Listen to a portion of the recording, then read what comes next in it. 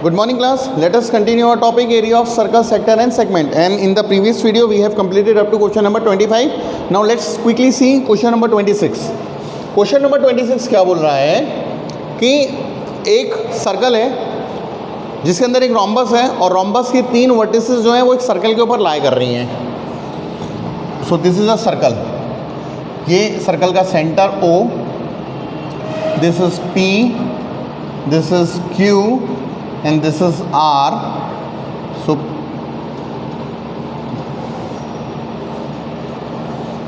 ठीक है. सो OPQR एक रोम्बस दे रखा है.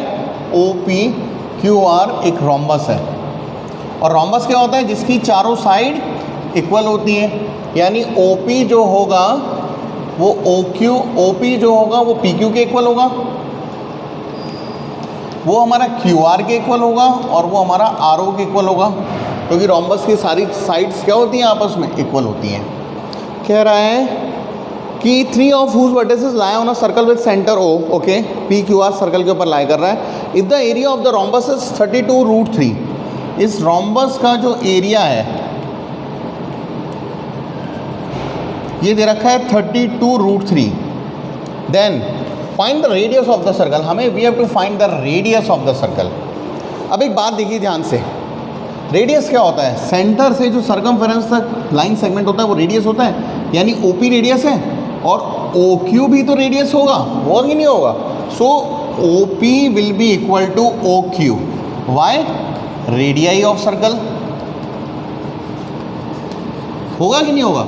अब देखो OP OQ के इक्वल है और OP हमारा PQ के भी इक्वल है.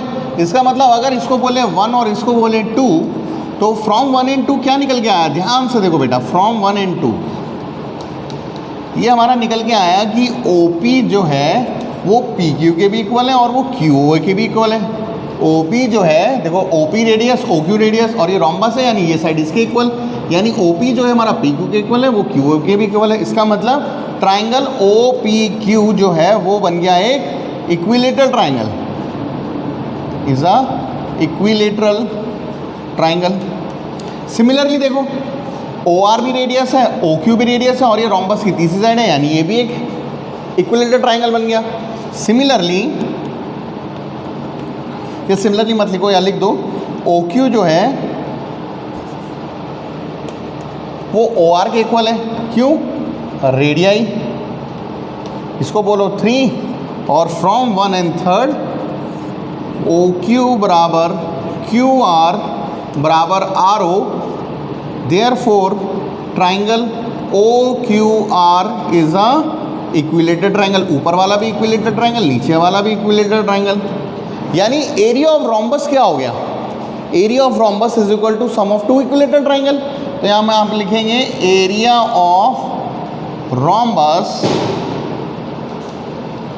That is equal to area of triangle. ऊपर वाले का ट्राइंगल का क्या नाम है? Area of triangle. ऊपर वाले को हमने बोला OPQ, area of triangle OPQ. और नीचे वाले का क्या नाम है? Area of triangle OQR.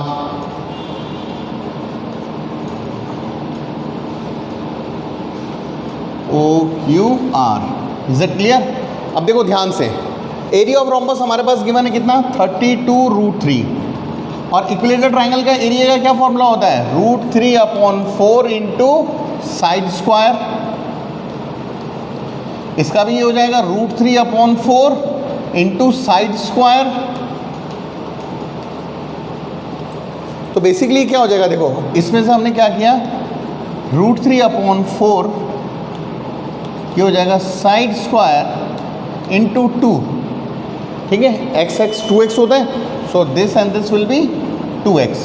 और यहाँ पर क्या है? 32√3. सॉल्व कर देते हैं. √3 से √3 काटा. ठीक है, 2 से हमने इसको काट दिया या 2 से नीचे काट देते हैं. 2 2 ज़ा 4.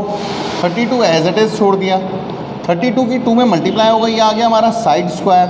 तो side square is equal to 2 2 ज़ा 4, 3 2 ज़ा 6. इसका मतलब साइड कितनी निकलाई? 8. साइड 8 निकलाई. यानी इक्विलेटरल ट्राइंगल की साइड क्या है? वही तो इस सर्कल की रेडियस है, क्योंकि देखो ये साइड ये साइड ये साइड और ये सब इक्वल है. इसका मतलब रेडियस कितनी आई? Therefore radius is coming equal to 8 centimeter. Is that clear? तो बहुत अच्छा क्वेश्चन था. This is our question number 26. Now let us solve question number 27. Question number 27 कह रहा है the side of a square is 10 centimetre.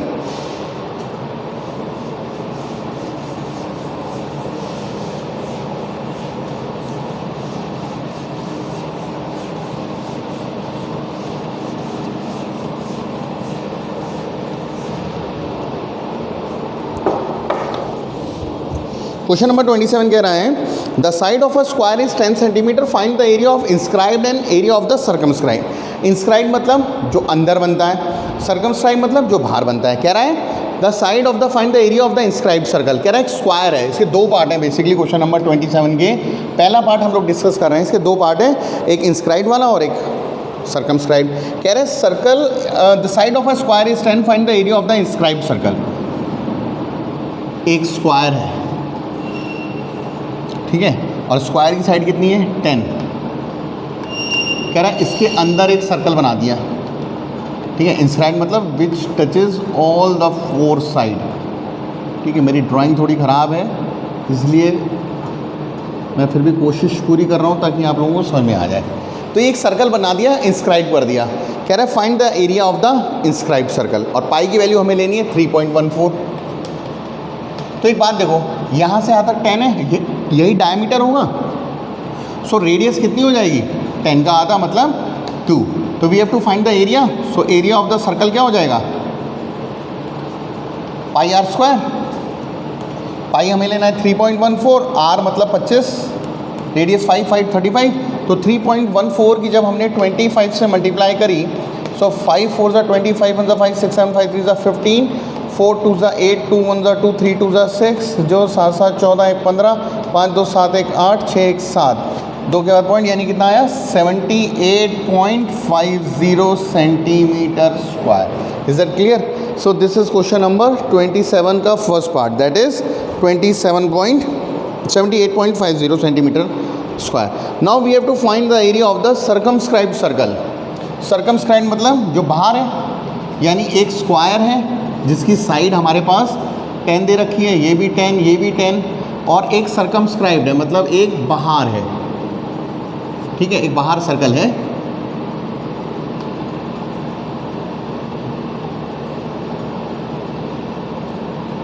ठीक है, अब ध्यान से देखो,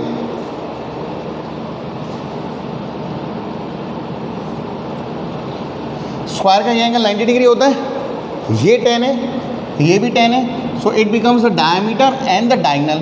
डायमीटर किसका होगा सर्कल का. क्यों? क्योंकि आपने क्लास 9th में एक थ्योरम पढ़ी थी, angle in a semi circle is 90 degree. तो ये देखो, ये 90 डिग्री बन रहा है, इसका मतलब this will be the diameter, या फिर ऊपर वाला.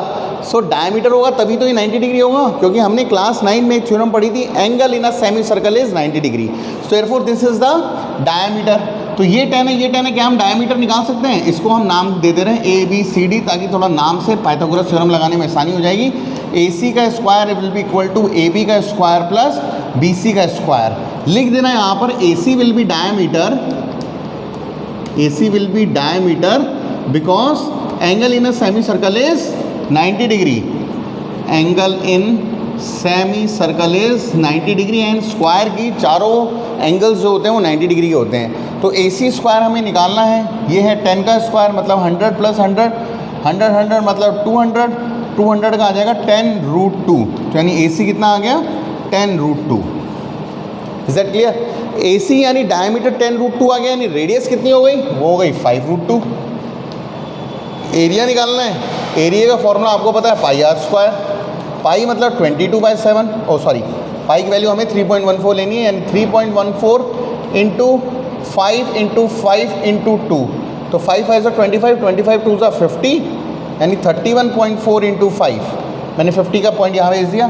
5 4 ज़ा 20, 5 1 ज़ा 5 6 7, 5 3 ज़ा 15, यानी ये आ गया 157 centimetre square. Is that clear? कितना आ गया 157 centimetre square. This is our question number 27. अच्छा, क्वेश्चन नंबर 28 जो है, if the square is inscribed in a circle, find the ratio of the areas of the circle and the square. ये कराना पड़ेगा question number 28, ये आप खुद नहीं कर पाएंगे.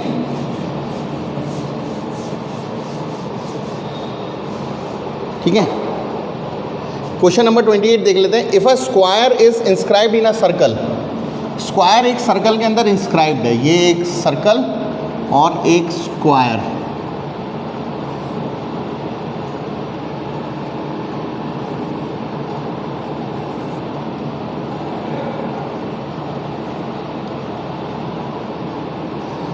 ये मैंने एक सर्कल के अंदर एक स्क्वायर को इंस्क्राइब कर दिया। कह रहा है find the ratio of the area of the circle.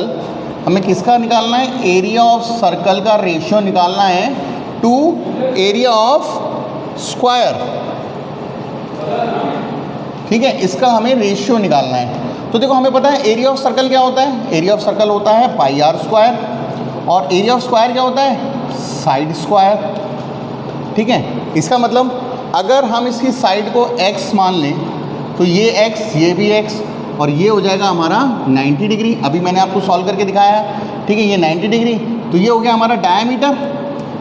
So diameter will be equal to, diameter का square will be equal to x square plus x square, और x क्या है? Where x is the side, या फिर x मतलब side ही लिख दो इसको।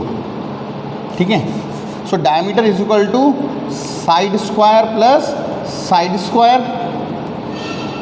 ठीक है, इसका मतलब, और डायमीटर को हम क्या लिख सकते हैं? 2 इंटू रेडियस। तो 2 इंटू रेडियस का square is equal to side square 2 side square.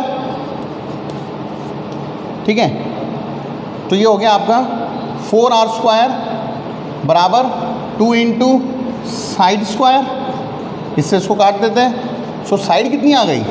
Side निकल के आ गई √2 इंटू रेडियस। क्या निकल के आ गई? √2 इंटू रेडियस। ये मैंने क्यों किया? ताकि we can find the value of side in terms of R. हमें ये रेशियो निकालना है, ये रेशियो ऊपर से चलता आ रहा है। सो देखो ये तो हो गया पाई इंटू आर स्क्वायर।